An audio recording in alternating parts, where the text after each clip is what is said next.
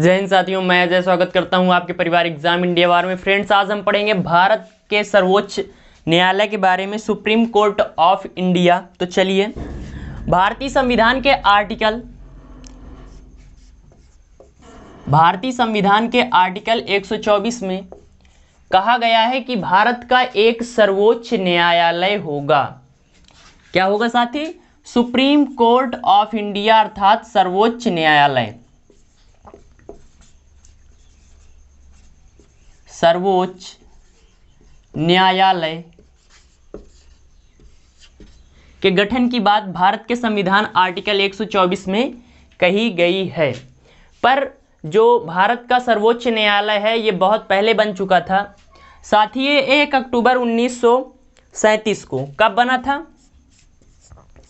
1 अक्टूबर 1937 को जब भारत में अंग्रेज थे तो उस समय भारत के संघीय न्यायालय, क्या चीज साथी? संघीय न्यायालय के रूप में सुप्रीम कोर्ट का गठन किया जाता है। क्या किया जाता है साथी? भारत के संघीय न्यायालय के रूप में सुप्रीम कोर्ट का गठन किया जाता है। सुप्रीम कोर्ट कब बना? तो 28 जनवरी 1950 को, जब संविधान लागू होता है उसके 2 दिन बाद 28 जनवरी 1950 को इस संघीय न्यायालय को भारत का सुप्रीम कोर्ट या सर्वोच्च न्यायालय घोषित कर दिया जाता है। सर्वोच्च न्यायालय क्या कर दिया जाता है साथी? घोषित कर दिया जाता है। अब बात करें इसमें जज कितने हैं, तो इसमें टोटल जो होते हैं वो 34 जज होते हैं, एक मुख्य न्यायाधीश और 33 अदर जज। तो जज कितने होते हैं साथी?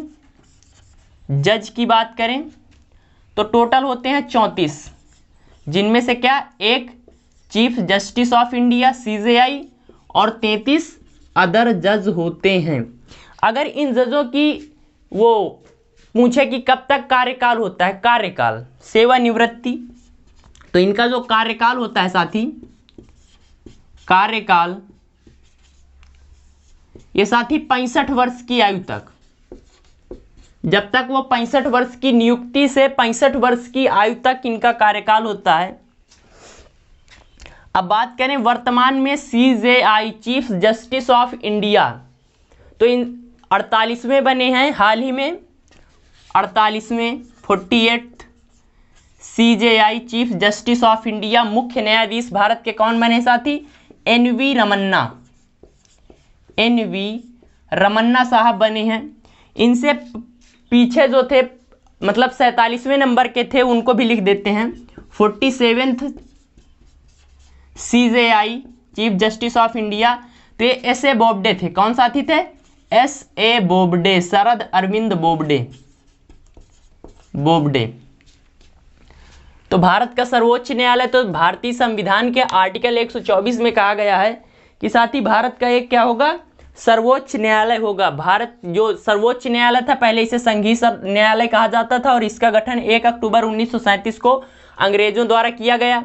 फिर जब भारत आज़ाद हो जाता है, भारत का जो संविधान है वो लागू होता है 26 जनवरी 1950 को, तो उसके 2 दिन बाद 28 जनवरी 1950 को इस संघीय न्यायालय को सर्वोच्च न्यायालय घोषित कर दिया जाता है। अगर टोटल जजों की बात करें तो 34 होती है साथी, जिनमें से एक चीफ जस्टिस ऑफ इंडिया और 33 अदर जज होते हैं। कार्यकाल की बात करें 65 वर्ष हो जाता है। 48वें चीफ जस्टिस ऑफ इंडिया मुख्य न्यायाधीश NV रमन्ना साहब हो जाते हैं। और इनसे पीछे जो थे अभी ये हाल ही में बने हैं, और इनसे पीछे वाले पूछ ले 47वें CJI, तो ऐसे बोबडे हो जाते हैं। कौन हो जाते हैं साथी? शरद अरविंद बोबडे हो जाते हैं। अब कुछ आर्टिकल्स हैं जो संविधान से रिलेटेड हैं, सर्वोच्च न्यायालय से रिलेटेड हैं। भारत का जो सबसे पावरफुल न्यायालय होता है, अर्थात कोई भी जो लास्ट न्याय देने की प्रोसेस होती है वो सर्वोच्च न्यायालय की होती है। तो यहीं पर कुछ आर्टिकल्स हैं जो सर्वोच्च न्यायालय से संबंधित हैं साथी। पूछेगा आर्टिकल 129, आर्टिकल 129 तो अगर सर्वोच्च न्यायालय कोई फैसला देता है और कोई व्यक्ति उसकी अवमानना करता है, अर्थात कहता है कि हम नहीं मानेंगे, जाओ जो करना है करो, तो भाई साहब उसके लिए दंड दे सकता है, अर्थात अवमानना के लिए दंड, अवमानना के लिए दंड किस आर्टिकल के तहत साथी? आर्टिकल 129 भारतीय संविधान के अनुच्छेद 129 में कहा गया है कि अवमानना के लिए दंड दिया जा सकता है। और इसे में भी कहा गया है कि जो इसी आर्टिकल में कहा गया है कि सर्वोच्च न्यायालय क्या होगा? अभिलेखीय न्यायालय, अभिलेखीय न्यायालय,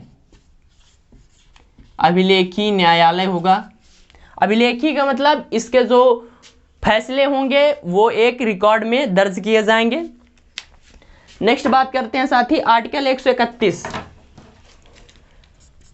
आर्टिकल 131 में आरंभिक अधिकारिता, आरंभिक अधिकारिता, आरंभिक अधिकारिता का मतलब क्या है साथी?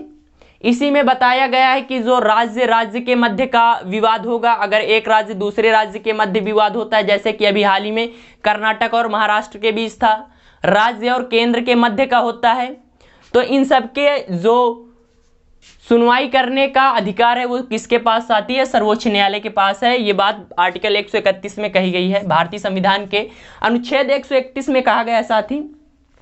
इसके अलावा आर्टिकल 132 में कहा गया है कि सिविल मामलों, नागरिक मामलों की भी ये सुनवाई कर सकता है। क्या कर सकता है साथी? नागरिक मामलों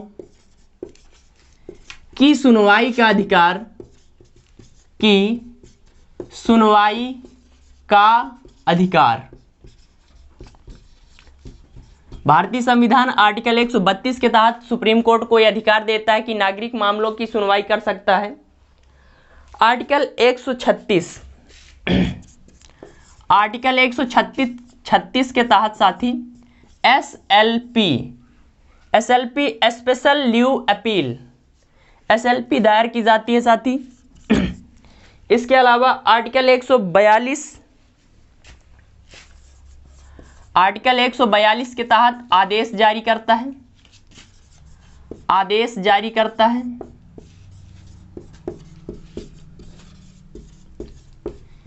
आदेश जारी करता है, इसका मतलब क्या हुआ साथी? कि जैसे कोई कमेटी बननी है, कोई बड़ा घोटाला हो गया है, तो इन सब के लिए क्या करता है सुप्रीम कोर्ट?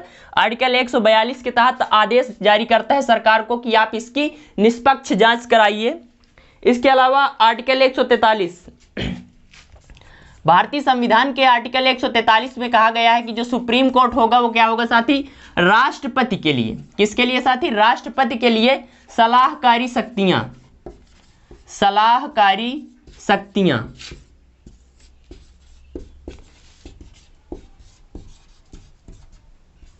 अर्थात साथी भारतीय संविधान के आर्टिकल 139 में कहा गया है कि सुप्रीम कोर्ट के पास वे शक्तियां हैं कि वो राष्ट्रपति को क्या कर दे सके? सलाह दे सके। किसी मामले में अगर राष्ट्रपति की इच्छा है तो वो क्या कर सकते हैं? सुप्रीम कोर्ट से सलाह मान सकते हैं। तो साथियों ये कुछ इंपॉर्टेंट आर्टिकल्स हैं जो हमारे सर्वोच्च न्यायालय से संबंधित हैं।